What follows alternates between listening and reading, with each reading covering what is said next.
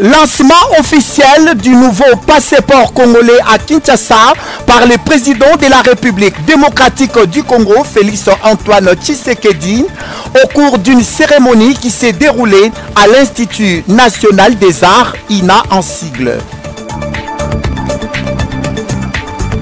Diplomatie parlementaire, 5e session ordinaire du Parlement de la 11e législature se tient à Kampala, la capitale ougandaise. Vital Kamerhe, président de l'Assemblée nationale congolaise, invité d'honneur à la cérémonie d'ouverture. Christian Bosembe, président du Conseil supérieur de l'audiovisuel, a défendu avec fermeté et interdit aux médias congolais de diffuser les propos et toute forme d'activité de l'ancien président de la République, Joseph Kabila, et de son parti politique PPRD. Mesdames, Mesdemoiselles, Messieurs, les détails dans ce journal présenté par Mario Ambongo. Mesdames et Messieurs, bonsoir.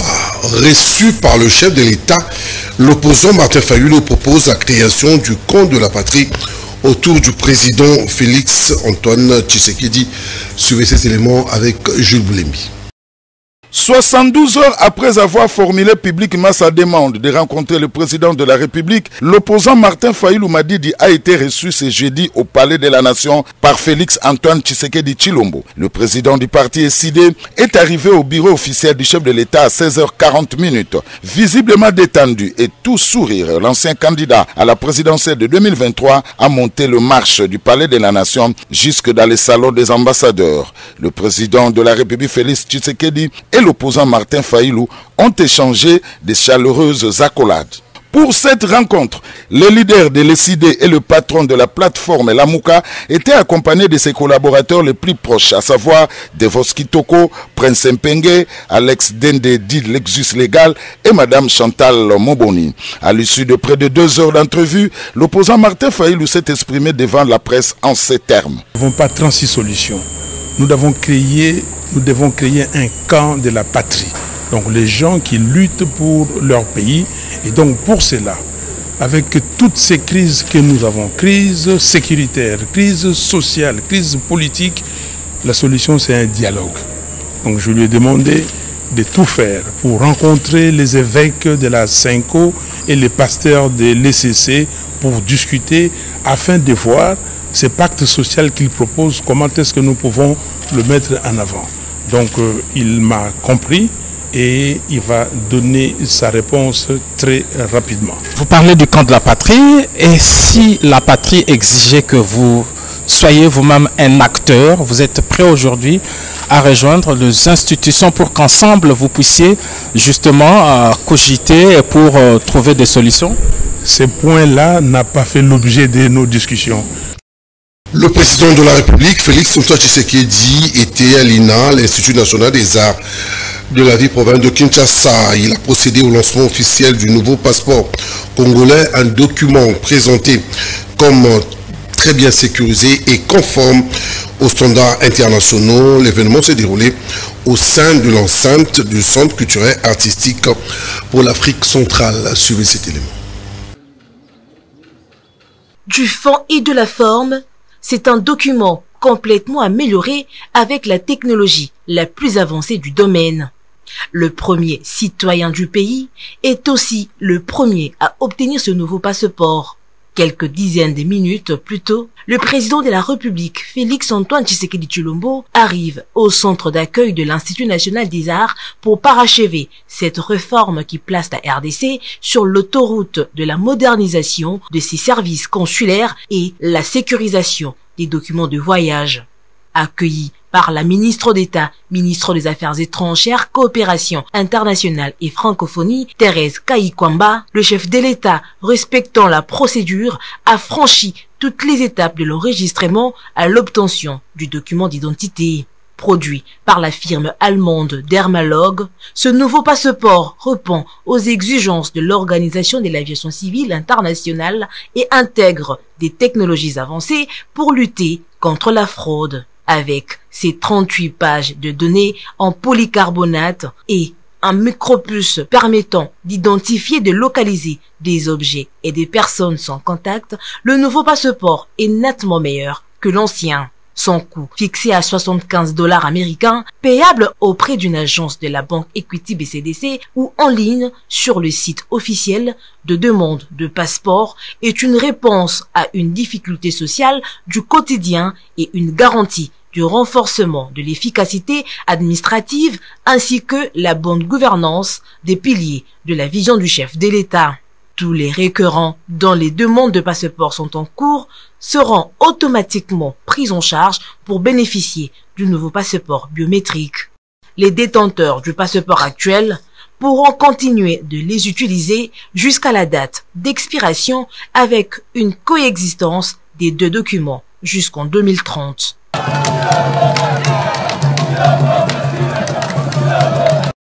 Diplomatie parlementaire, la République démocratique du Congo et l'Ouganda, le président Vital Kamerhe de l'Assemblée nationale, invité d'honneur à la cérémonie d'ouverture de la 5e session ordinaire du Parlement de la 11e législature.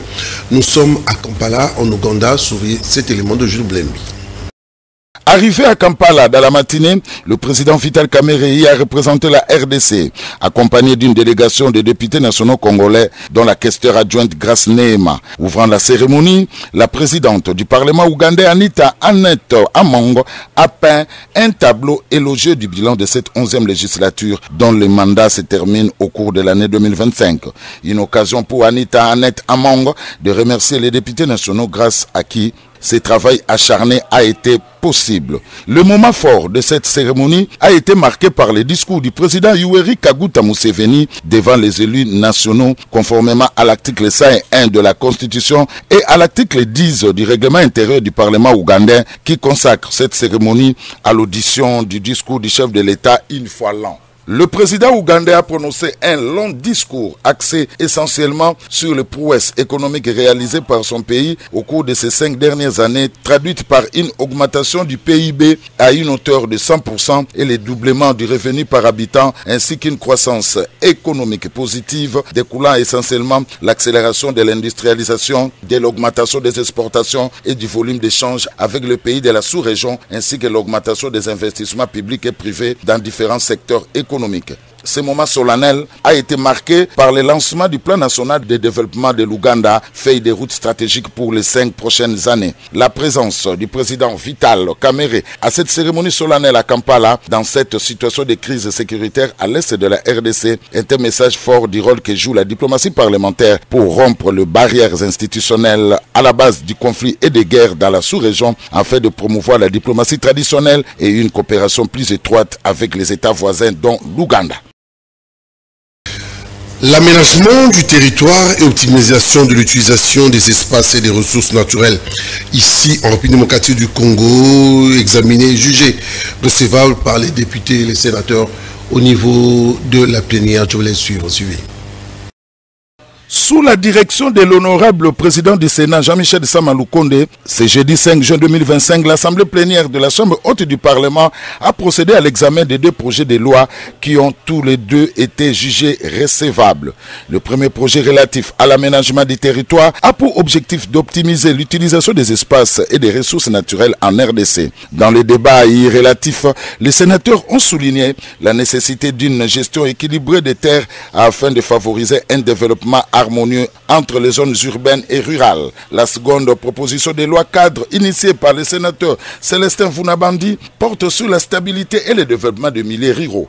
La loi vise à améliorer les conditions de vie dans les zones rurales en renforçant les infrastructures, en soutenant l'agriculture durable et en facilitant l'accès aux services essentiels. Son initiateur, le sénateur Vunabandi, a insisté sur l'importance de créer des conditions résilientes pour restaurer l'effectivité de l'État en milieu rural et moderniser la gestion des territoires. Cette proposition de loi cadre a été envoyée à la commission socio-culturelle pour un traitement approfondi. Dans sa conclusion, avant de lever la séance, le président du Sénat, Samaloukonde, a loué ces initiatives qui sont à ses yeux cruciales pour le développement socio-économique du pays et pour l'amélioration de la qualité de vie des Congolais. Et pour la proposition de loi du collègue Vunabandi qui est déclarée recevable. Et sur ce, le débat général est clos. Et donc, honorables sénateurs et chers collègues, nous allons envoyer cette proposition de loi cadre en commission. Le bureau propose que son étude approfondie soit confiée à la commission des relations avec les institutions provinciales et les ETP. Le ministre de la Communication et des Médias, Patrick Mouyaya Katamba, a reçu la mission d'information de l'Organisation internationale de la francophonie. C'était le jeudi 5 juin 2025. Jules Boulébé revient ici sur les détails de cette information suivie.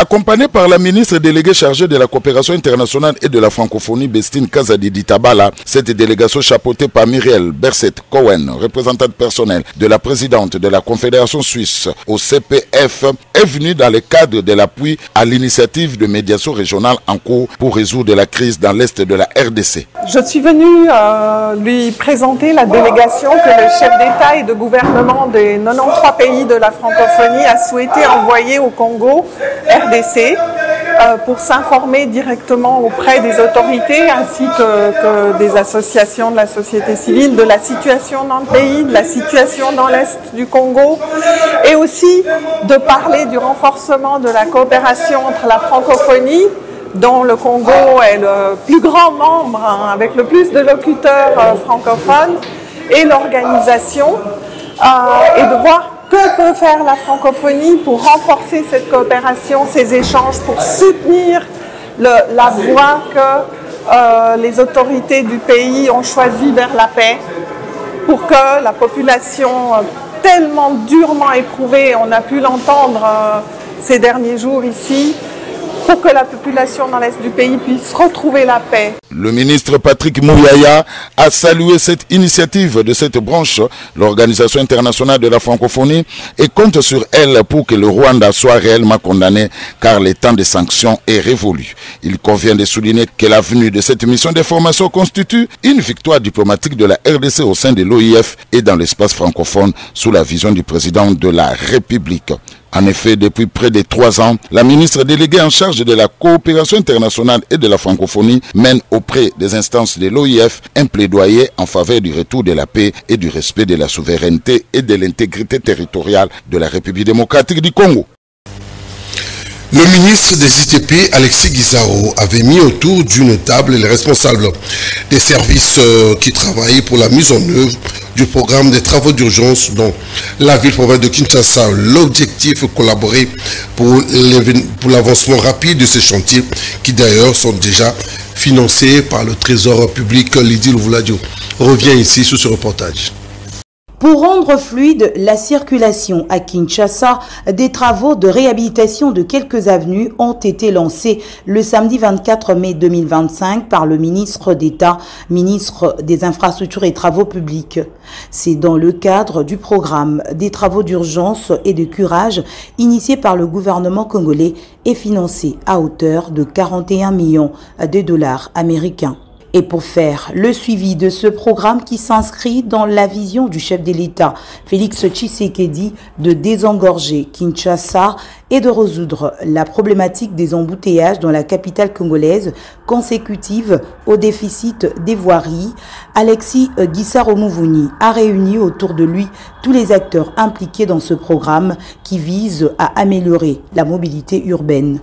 L'OVD, l'Office des routes, la CGT, le BTC, le BCECO, le secrétariat général aux ITP, le corps génie militaire, tous ces services ont reçu des instructions claires sur les fonds décaissés et le travail qui doit être fait en toute urgence pour la réhabilitation des voiries, le curage des caniveaux et le renforcement de la lutte contre les érosions dans différents coins de Kinshasa.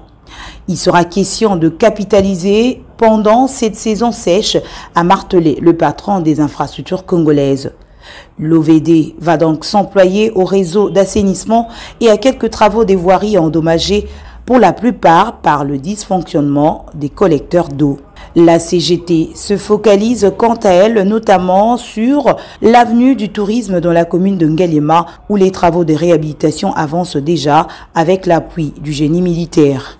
Plusieurs artères de Kinshasa sont concernées par ces travaux d'urgence. Les tronçons, échangeurs, stations Salongo-Rigini, Pankinkole, Selemaluku seront pris en charge par l'Office des routes.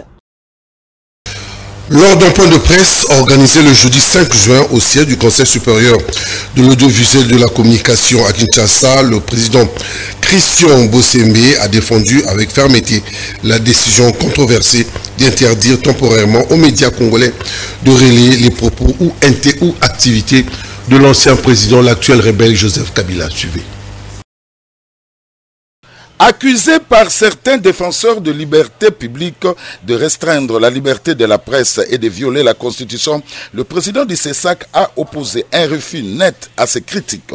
Le CESAC n'a violé aucune disposition constitutionnelle, comme j'entends par le juriste des réseaux sociaux, aucune liberté fondamentale, comme je l'attends par le prophète de malheur. Ce que nous avons fait, c'est appliquer la loi. Dans son argumentation, Christian Bossembe a rappelé que le CESAC, institution d'appui à la démocratie, agit en vertu de la loi sur la presse, de la loi organique du CESAC, de son règlement intérieur et de la Constitution. Il a surtout souligné que sa mesure répond à un impératif d'ordre public face aux soupçons graves qui pèsent sur l'ancien président Kabila, cité dans plusieurs rapports de l'armée et du gouvernement comme soutien actif du mouvement rebelle M23 AFC, considéré comme un groupe terroriste armé par le Rwanda. On va dire dans un cas général, on ne vous interdit pas de parler de l'ancien président. On ne vous interdit pas de censurer ceux qui parlent de lui. Non. Ce que nous vous interdisons, c'est le traitement irresponsable. Ça veut dire profiter de ce nom-là pour commencer à normaliser des actes de barbarie. Est-ce que vous invitez un monsieur du PPRD pour venir parler de la visite du président avec M. Fayou? Il n'y a aucun problème, personne ne va vous arrêter pour ça. Si vous invitez un cadre du PPRD pour commenter sur la Constitution, personne ne vous arrêtera pour ça. Mais ne les invitez pas pour parler de leur parti politique et ne les invitez pas dans leur casquette de membres de parti. Non. Il faut noter que le CESAC se défend de toute dérive autoritaire et affirme ne pas interdire de prononcer le nom de Joseph Kabila, mais de faire l'apologie d'un acteur politique soupçonné d'intelligence avec l'ennemi. Ce n'est pas un procès d'opinion, c'est un appel à la responsabilité éditoriale dans un moment où le pays lutte pour son intégrité territoriale, a conclu Christian Bossembe. Le bourgmestre de la commune de Barumbu, Christophe Lomami, a été violemment agressé le mercredi 4 juin 2025 par des militaires de la force navale alors qu'il effectuait une tournée d'inspection dans quelques quartiers de sa commune. Il accuse les soldats de l'avoir tabassé, séquestré et humilié publiquement avec des gardes du corps. Des maillots de football, des ballons et une enveloppe, c'est la dotation faite par le coordonnateur de la structure La Dynamique, les amis de Yves Bouya, qui a remis ce jeu de Varese aux différentes équipes de plusieurs quartiers de la commune de Bandalongwa. C'était dans la salle Fall Bob située au quartier Molar vers Mbatétea pour le compte de Kanakin Télévision. Véritable natif de la commune de Bandalongwa, le coordonnateur des amis de la Dynamique Yves Bouya, structure œuvrant pour le bien social et l'harmonie au sein des habitants de cette commune, c'est dans cette optique qu'il a remis des maillots communément appelés vareuses ainsi que des ballons et une enveloppe à chaque équipe. Les équipes de chaque quartier Makelele, le quartier FC Union Force, Luboudi, le CSGMK, le quartier Lungwala, le football club Gojeb, le quartier Kassavubu, football club AFC Canon, le quartier Bisengo, football club Charmant, le quartier Lumumba, football club Bahati, le quartier Adoula, football club Beni Bolingo et le Konkokolo football club Olario. Juste après, ce fut le tour des questions et réponses où les membres de cette structure ont voulu en savoir un peu plus sur l'avenir de leur plateforme. Yves Bouya, le coordonnateur, répond. Ils ont un cadre à Boulinois Bandal. Bandal, voilà, c'est arrêté. Voilà, peut-être que c'est la responsable de l'église. Et dit que, maintenant, Bandal, ma jeune, ma massa, Baza, de la vallée, ça va peut-être, dans l'équipe dans le propre. Heureusement, ici, c'est comme ma jeune, ma massa, ma Bandal. Ma natis, il y a Bandal. Ma villageois, il y a Bandal. Et dit que, ça, la mine, et c'est crétiser les souffles. Il y a un moment de Awa. J'ai dit 5 jours à Falmont, 8 quartiers à Bandalungwa, représentés par 8 clubs il y a 8 quartiers à Bangalore. Ils vont mettre bango 2 paires, la Varese, la Valais Moko.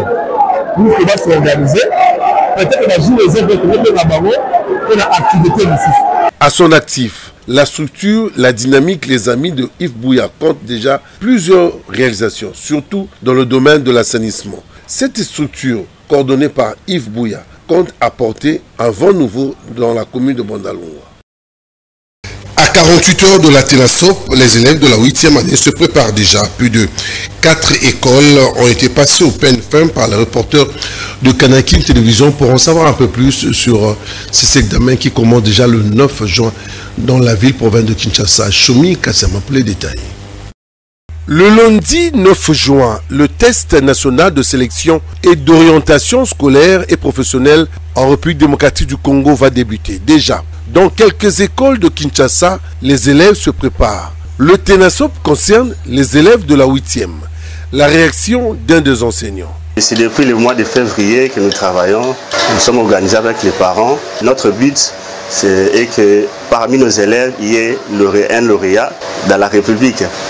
D'abord, lorsque nous étudions, c'est pour que les enfants demain puissent être des personnes qui vont apporter une pierre dans le développement du pays, la croissance. Donc, tout ce que nous faisons, c'est pour apporter quelque chose de nouvel. J'encourage aussi d'autres enfants d'autres établissements qui travaillent pour apporter quelque chose et devenir des personnes utiles dans la société. Juste après, quelques élèves ont réagi concernant leur préparation. Nous faisons des items avec nos professeurs. Donc voilà, on fait des exercices. On nous enseigne bien, on nous donne des préparatifs et on est bien, on fait bien. Il faut rappeler que ce test est destiné aux élèves de la 8e année à l'enseignement de base et a pour objectif de les sélectionner et de les orienter vers des humanités ou encore des filières techniques et professionnelles. C'est une réforme qui vise à améliorer le système scolaire ici en République démocratique du Congo.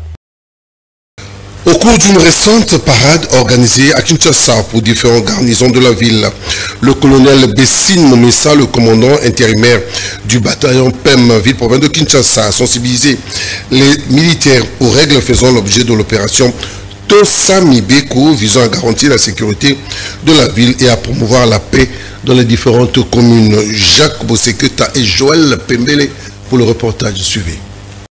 Le colonel Désiré Momessa, commandant intérimaire du bataillon PEM, ville-province de Kinshasa, a au cours d'une récente parade organisée à l'intention des militaires des différentes garnisons de la ville, ponctué l'accent sur l'opération Tosa Mibeko qui entre en séjour à sa 3e journée.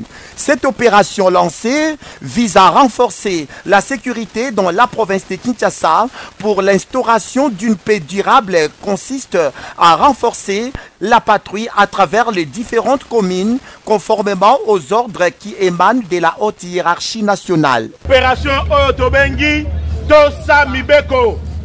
Tozali na patrouille spéciale oyo babengi Tosa Mibeko na mitindo ya mokonzi ya mboka, mokonzi ya mapinga ya ekolo ya Congo, le président de la République Félix Antoine Tshisekedi alobi asengeli na bino misu na ye epa na bino mayele na ye epai na bino nde akwesi mitindo epai vice-premier ministre de la défense alobi na chef d'état-major général lukela ngai Mokengeli ya Kinshasa nde bakwesi na commandant 14e région, commandant task force ye alobi boye nde alobi na bino batindami na ye alingi koyoka kimia na Congo, alingi koyoka kimia na Kinshasa, ayoka ta makelele te. Tozo bima awa la bloc commandé, tozo sa la patrouille ya dissuasion motorisée. Tokokota esika nyonso tokotambola Kinshasa mobimba oyo nyonso alingi kobangisa bato biso nde yambo tokobangisa bango boye te. Opération Tosa Mibeko poursuit son bonhomme chemin et vise également à combattre les actes de vandalisme commis par les inciviques qui sèment la terreur à travers la ville-province de Kinshasa appelée Kuluna. Selon plusieurs témoignages, les ayants droit coutumiers ainsi que certains agents véreux des affaires foncières entretiennent la confusion dans l'octroi des titres de propriété. À cette occasion, le bourgmestre de la commune de Kinshasa, Bienvenu Mbalibi, a fait face à un conflit parcellaire entre les agents de la commune et M. Bossé Kota alias Njolo. Suivez ce reportage de Nancy Mianda. La commune de Kinshasa, à travers son bourgmestre Bienvenu Mbalibi, fait face à un conflit parcellaire entre les agents de la commune et M. Bossé Kota alias Njoli Meuble. Ces conflits concernent l'actuel bureau du quartier situé sur l'avenue Kabambar au quartier Boyoma. Les explications dans ces détails par le conseiller communal. On vient de nous informer que M. Bossé Kota alias Njoli Meuble est encore revenu pour récupérer la parcelle de la commune qui est sur Kabambar de l'école.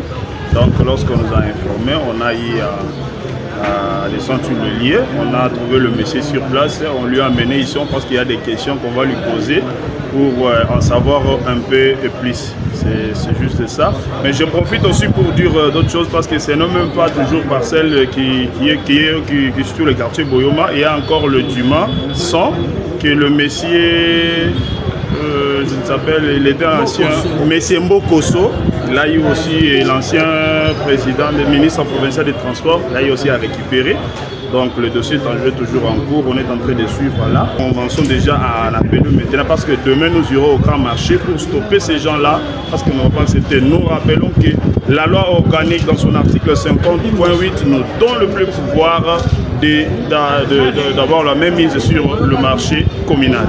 Cette raconte a fait débat entre les avocats d'Njoli Meuble et la population. C'en est fini pour ce soir. La rediffusion, c'est à minuit.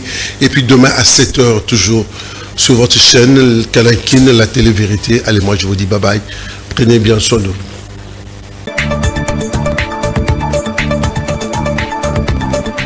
Lancement officiel du nouveau passeport congolais à Kinshasa par le président de la République démocratique du Congo, Félix Antoine Tshisekedi, au cours d'une cérémonie qui s'est déroulée à l'Institut national des arts, INA en sigle. Diplomatie parlementaire, 5e session ordinaire du Parlement de la 11e législature se tient à Kampala, la capitale ougandaise. Vital Kamerhe, président de l'Assemblée nationale congolaise, invité d'honneur à la cérémonie d'ouverture. Christian Bosembe, président du Conseil supérieur de l'audiovisuel, a défendu avec fermeté et interdit aux médias congolais de diffuser les propos et toute forme d'activité de l'ancien président de la République, Joseph Kabila, et de son parti politique PPRD.